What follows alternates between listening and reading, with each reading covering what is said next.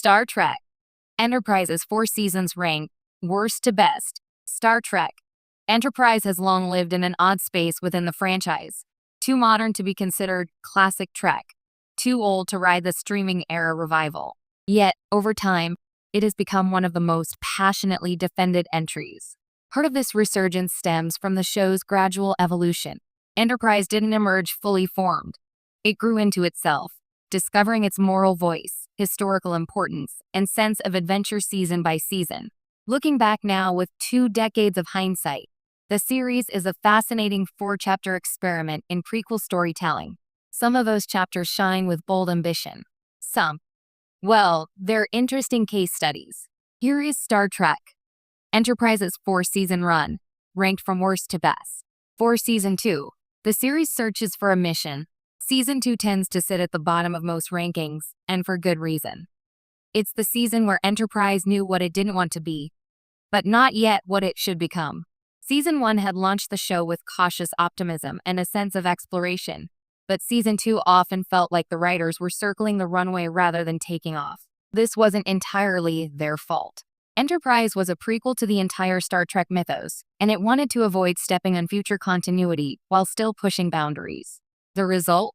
A run of episodes leaning on classic Trek formulas, but without the sharper social commentary of TNG or the character-driven stories of DS9. There are, of course, bright spots.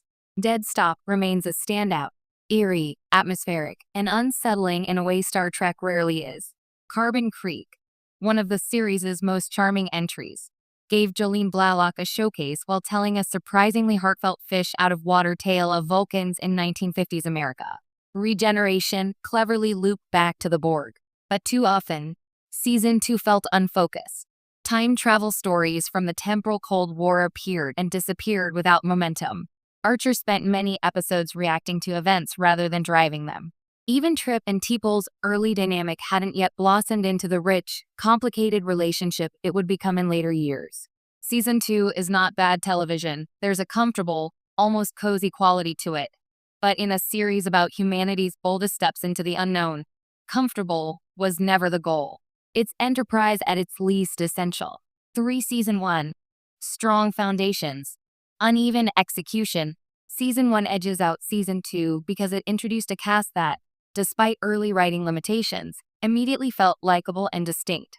Scott Bakula brought a refreshing warmth and idealism to Captain Jonathan Archer, while T'Pol and Trip formed the emotional backbone of the crew.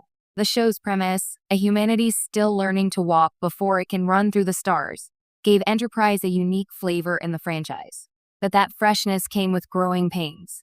Instead of leaning harder into its pre-Federation grit and frontier feel, Season 1 often hesitated between pioneering realism and familiar Trek procedural format. The temporal Cold War plotline, though ambitious, wasn't yet compelling. Its mysterious agents and vague stakes made it feel more gimmick than guiding arc. Still, Season 1 deserves credit for the sense of wonder it brought to the franchise. Enterprise's crew was truly inexperienced, and the show embraced that in delightful ways. Grappling with universal translators, the dangers of warp-filled science, first contact etiquette, and the genuinely terrifying unknowns of deep space. Episodes like Shuttlepod 1 demonstrated the show's ability to deliver tight, character-driven drama. The Andorian incident set up a long-term storyline that would become one of Enterprise's best contributions to Trek lore. And Silent Enemy delivered a surprisingly tense bottle episode, proving early on that the NX-01 didn't need phasers to be compelling. It needed personality and perseverance. Season may first not be the polished Trek some fans expected, but its sense of discovery and scrappy charm laid the groundwork for everything the show would achieve later. To Season 4. The prequel that Star Trek always wanted. Season 4 is the most controversial to rank, not because its quality is debated. Most fans agree it's superb, but because it differs from the top-ranked season in purpose and style. If seasons were judged solely on craftsmanship, Season 4 might very well take the #1 spot.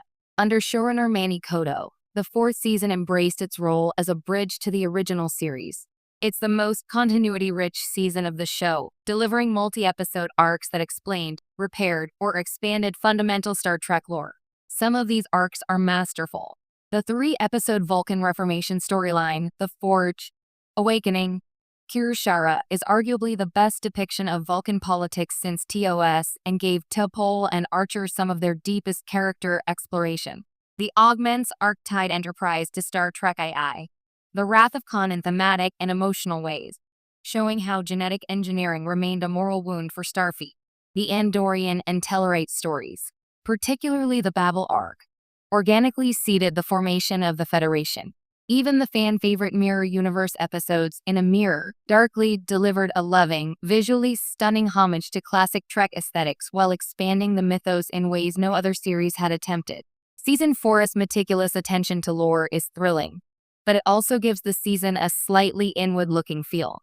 Its stories look back more often than forward, functioning as connective tissue rather than standalone adventures.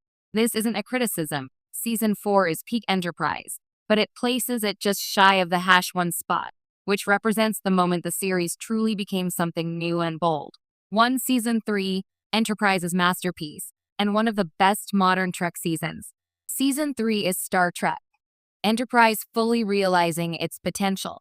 The switch to a season-long arc was bold by early 2000s TV standards, and unlike the temporal Cold War, the Xindi storyline had clear stakes, escalating tension, and genuine emotional weight. It was the closest Star Trek had ever come to serialized science fiction storytelling on this scale before Deep Space Nine's Dominion War, or Discovery's reinvention years later. What makes Season 3 so compelling is that it successfully balances continuity, character development, and action without sacrificing the philosophical heart of the franchise. After the Xindi attack on Earth, Archer faces the most morally complex journey of any Starfleet captain to date. His desperation leads him into ethically gray territory that challenges the optimistic foundations of Starfleet itself. The episode, Anomaly, makes this explicit, showing Archer interrogating a prisoner in ways that would have been unthinkable for the man he was in Season 1. The show doesn't excuse his actions, it interrogates them. Trip's grief arc over his sister's death is raw and deeply human, culminating in one of the series' most poignant episodes, The Forgotten. Meanwhile, T'Pol's struggle with addiction and identity adds layers to her character that earlier seasons barely hinted at. Even side characters like Degra, the Xindi scientist, receive powerful redemption narratives. The beauty of Season 3 is that it treats its sci-fi premise not just as an adventure, but as a crucible. Every member of the crew is changed by the journey through the Delphic expanse. Stakes are personal, political, and existential all at once. And then there are the episodes themselves. Azadi Prime, Twilight, Damage, and 0 Hour stand among the best of early 2000s science fiction. Twilight, in particular, is a near masterpiece, an intimate, tragic alternate future tale that holds its own against classics like TNG's The Inner Light. Season 3 is the moment